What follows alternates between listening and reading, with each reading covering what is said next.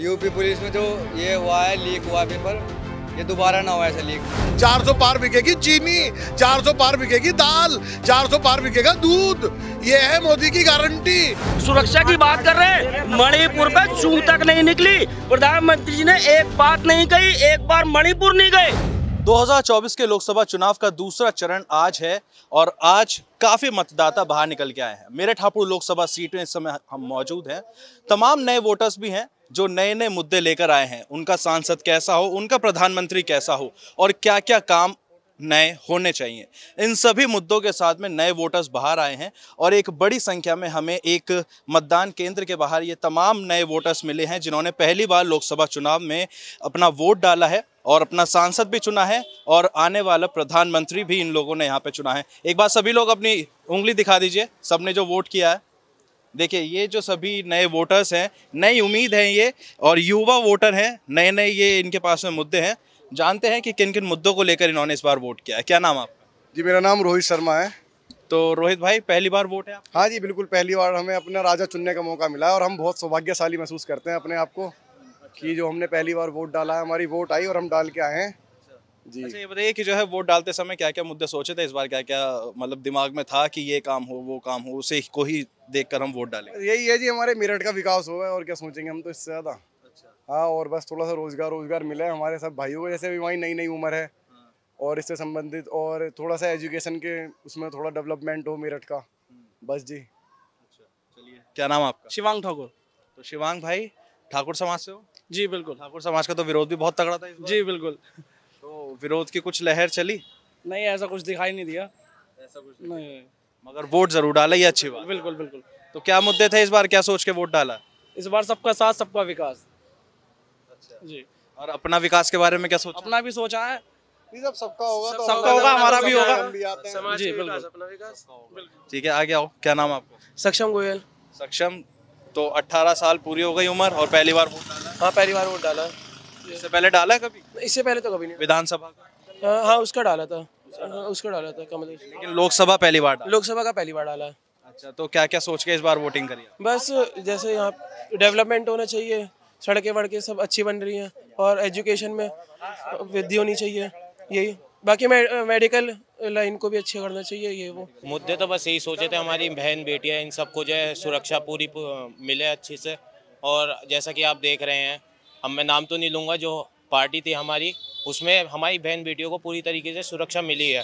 इसी मद्देनजर रखते हुए हमने जो है वोट करी अब की बार। अच्छा, क्या नौकरी सोची है आगे? नौकरी क्या, देश पूरी कोशिश करूँगा कि देश के लिए कुछ काम आए। हाँ बिल्कुल। चलिए, ठीक है। कुछ और भी युवा हैं, आगे आइए, सब आगे आ जाइए। वोट डाला आपने? नहीं सर, वोट अभी तक नहीं आई। वोट नहीं आई अभी तक? क्यों? अभी आई नहीं वोट इस बार। बनवाई नहीं थी मैंने। लेकिन पहली बार डालते अगर आते? जी जी जी, पहली बार डालते। तो अगर डालते वोट तो क्या क्या सोचा था कि क्या क्या चेंजेस चाहते? विकास ही सोचा था अपने लिए और सब देश के लिए, क्योंकि जो प्रधानमंत्री हमारे माननीय प्रधानमंत्री जी काफ़ी अच्छा काम कर रहे हैं। वो डेवलपमेंट चली रही है, जीडीपी हमारी बढ़ गई है। तो मैं तो इन्हीं सब चीज़ों को देख के, हमारा एम्प्लॉयमेंट रेट भी बढ़ रहा है इस समय, तो मैं प्रधानमंत्री जी को ही देता। अच्छा, राहुल गांधी को लेकर क्या राय है? सभी लोगों से मैं सवाल करूंगा एक एक करके। राहुल गांधी जी जो है, उन कॉमेडी कल्चर है उनका, तो उन्हें तो लोग पप्पू कहते हैं। किस तरीके से? क्योंकि वो कुछ बात कहते हैं, उन्हें खुद नहीं पता रहता वो क्या बात करते हैं। अभी खुद सुना है? जी जी, हमने खुद उनके, हाँ, वो किसी भी मशीन के बारे में बात करते हैं। देखिए, तो राहुल जी जो कहते हैं उनकी बातें उन्हें पता नहीं रहती, इस वजह से। जो प्रधानमंत्री है वो बहुत अच्छे हैं अपने, इस वजह से हम उन्हीं को वोट देते हैं। वीडियो एडिटेड है वो, उसका कुछ नहीं है। मैंने इस बार अपना लोकसभा का पहला वोट डाला है और मैंने अपने वोट के मुद्दों को देखते हुए, एक तो विकास, रोजगार और महंगाई को देखते हुए मैंने वोट करा है। तो देखिए, आने वाली 4 जून को तो पता चल ही जाएगा, रिजल्ट सब 4 जून को पता ही चल जाएगा क्या होना है क्या नहीं होना। और बाकी तो कुछ कह ही नहीं सकते। मेरठ में तो पूरी कांटे की टक्कर है, आपको बताऊं। पार्टी की टक्कर है, मान के चलते हैं। अच्छा, अरुण गोविल जैसे कि सब लोग कह रहे हैं कि जो बाहर के प्रत्याशी हैं, आप सब युवा हैं, तो क्या कहेंगे उनके बारे में? भाई, हमने तो उनको देखिए रामायण में देखा है और बाकी प्रचार भी उन्होंने करा, काफ़ी अच्छा प्रचार था। पर जो जनता है, जनता से ऐसे रूबरू नहीं हो पाए वो। मैंने देखी, एक चीज़ देखी, वो ऐसे रूबरू नहीं हो पाए जनता से। बाकी प्रचार उनका काफ़ी अच्छा था, तो कुछ कह नहीं सकते अभी। एक उत्साह भी होगा, खुशी होगी कि पहली बार वोट करने जा रहा हूँ मैं, है ना। और तो कुछ सोचा भी होगा कि यार मुझे ये चीज़ सोच के तब मैं पार्टी चूज करूंगा। पार्टी तो हमें नहीं जानना आपने किसको वोट किया, लेकिन सोचा क्या? सुरक्षा है, सुरक्षा तो सबके लिए है। बहन बेटी कितने बजे भी निकल जाए, रात को 9-10 बजे, कोई वो नहीं है। पहले सब छेड़छाड़ वही होती थी, उल्टी सीधी चीज़ें। देश को विकास मिलना चाहिए, बेरोजगारी मिलनी चाहिए। ये यूपी पुलिस में जो ये हुआ है, लीक हुआ है पेपर, ये दोबारा ना हो ऐसा लीक। आप बताइए कि 3 बार जो है सांसद यहाँ पे भाजपा के रहे हैं, राजेंद्र अग्रवाल। आप फर्स्ट टाइम वोटर हैं, लेकिन थोड़ा बहुत कार्यकाल आपके दिमाग में उनका रहा होगा। कैसा उनका कार्यकाल लगा? और अब जो है उनको चेंज करके दूसरा प्रत्याशी लाया गया। क्या लगता है कि अगर वो जीतते हैं तो किस तरीके की चेंजेस आप चाहते हैं यहाँ पे हो, या फिर कोई दूसरी पार्टी का जीतता है तो किस तरीके के चेंजेस आप चाहते हैं? सबको रोजगार मिलना चाहिए बस जाए तो, और महंगाई थोड़ी ना कम होनी चाहिए। इस मुद्दे को देखते हुए तो बाकी सबकी अपनी सोच है, किसको वोट देनी है किसको नहीं। युवाओं के लिए रोजगार बढ़ी, बस सबसे बड़ा सवाल यही है। सबसे बड़ा दुर्भाग्य ये, मैं काफ़ी शहर में भी घूम के आ रहा हूँ, यहाँ पे अब भी सब जाति बिरादरी पे अटके पड़े हुए हैं। ना देश के बारे में कोई सोच रहा है, ना किसी को बेरोजगारी या रोजगारी जो चक्कर है ना, सब महंगाई में कहीं कुछ मुद्दा नहीं है, सब जाति बिरादरी पर है यहाँ। और ये पॉलिटिक्स इतनी उस्ताद हो गई है, इन्होंने पहली बार यहाँ से मोमनस खड़ा नहीं करा, जिसके आधार पर यहाँ पे वोटिंग की वो होती थी। इस चीज़ से भी समीकरण थोड़ा सा समीकरण बिल्कुल बदल गया, सारा का सारा बदला हुआ है।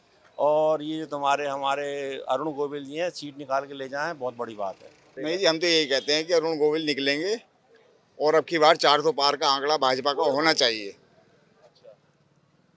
क्योंकि जितनी सुरक्षा मोदी कार्यकाल में बहू बेटियों को मिली है, किसी सरकार में आज तक ऐसी सुरक्षा नहीं मिली। जाहिर सी बात है कांग्रेस की तरफ से ही होंगे जी। क्या पद बताया? महानगर अध्यक्ष जाहिद अंसारी मेरा नाम है। महानगर अध्यक्ष।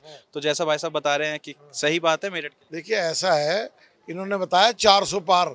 अभी जो है ना, हमने पेट्रोल क्या भाव छोड़ा था, चीनी क्या भाव छोड़ी थी, दाल क्या भाव छोड़ी थी, ये सर मेरी बात सुन लो, बर्दाश्त करो, थोड़ी बर्दाश्त करो।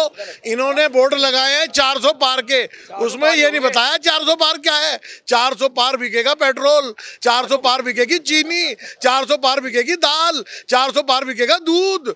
ये है मोदी की गारंटी। देश बर्बाद हो चुका है, हर चीज बेच दी, एयरपोर्ट बेच दिया, रेलवे बेच दिया। आज गरीब मजदूर परेशान है। 4 साल से फ्री का राशन बांट रहे हैं, जब से कोरोना काल आया फ्री का राशन खा रहे हैं और मोदी को ही गाली बकते हैं। तो भाई ये देखो, मोदी जीतेगा मोदी। पेट्रोल 82 रुपए लीटर था जब कांग्रेस की सरकार थी, कांग्रेस की सरकार में 82 रुपए लीटर पेट्रोल बिका।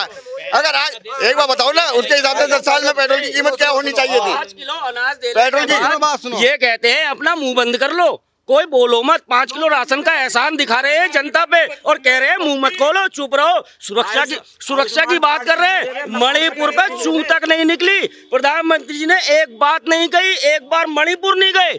पेपरों पे आती है, युवाओं की बात आती है, एक पेपर ठीक से नहीं करा पा रही है सरकार। क्या हो रहा है? लीक पे लीक हुए जा रहे हैं, कोई जांच नहीं, कोई कार्रवाई नहीं, कुछ नहीं, कुछ चू नहीं बोलने को तैयार। आप बताइए जवाब है कि ये इन सभी मुद्दों से जो है वोटिंग। देश का दलित जिसे नौकरी नहीं मिल रही, नौजवान, किसान, आज भी बॉर्डर पे देखिए पंजाब के किसान धरना दे रहा है। वो दलित बच्चा जो नौकरी नहीं मिली, उसे पूरे हिंदुस्तान का हिंदू, मुस्लिम, सिख, ईसाई सबक सिखा देगा। इन्हें देश से बाहर जाना पड़ेगा। 1 साल तक किसान सड़कों पे बैठा रहा, कितने मर गए, है ना? इन्होंने कोई चू नहीं करी। कितने % किसान है? किसान क्या है? बड़ी बड़ी गाड़ी ले किसान है कितने? सिर्फ मजदूरों का बड़े बड़े किसान कुछ नहीं है। इनके पास तो बहुत मोटा भर के पैसा आता है, लाखों रुपए दिन में। इनके लिए तो 1000 कर दो, 2000 कर दो। मोदी 500 कर दो डीजल, एक मिनट सुनो। शिक्षा चाहिए बच्चों को, तो पढ़ाएंगे सेंट मैरी में पढ़ाते हैं बच्चों को, जहाँ 5-5 लाख रुपए की डोनेशन जाती है। आप अपने बच्चे का एडमिशन करवा के दिखा दो सेंट मैरी में। आज ये सारे के सारे 5-5 लाख रुपए देके एडमिशन कराते हैं। मैं IT सेक्टर में जॉब करता हूँ। मेरा 27 जून को पास हुआ और 28 जून को मेरे हाथ में मेरी नौकरी का लेटर था। कोरोना के टाइम में मेरी 3 गुना सैलरी बढ़ चुकी है।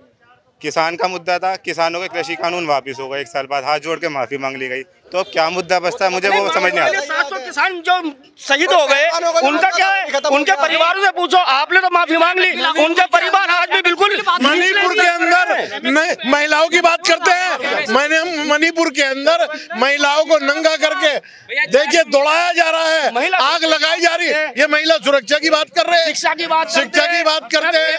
तो अब तो सिर्फ औपचारिकताएं रह गई हैं। भारतीय जनता पार्टी विजय प्राप्त कर चुकी है।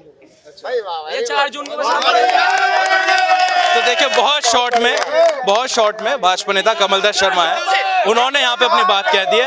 अब सीधा जो रिजल्ट है 4 जून को जब निकल कर आएगा, लगातार कवरेज श्रेष्ठ यूपी और श्रेष्ठ भारत आप लोगों के बीच में पहुंचाता रहेगा। वीडियो जर्नलिस्ट राजेश शर्मा के साथ प्रत्युष शर्मा, श्रेष्ठ यूपी, मेरठ। उत्तर प्रदेश की हर खबर से अपडेट रहने के लिए श्रेष्ठ यूपी को करें सब्सक्राइब, बेल आइकन दबाएं और देखते रहें श्रेष्ठ यूपी।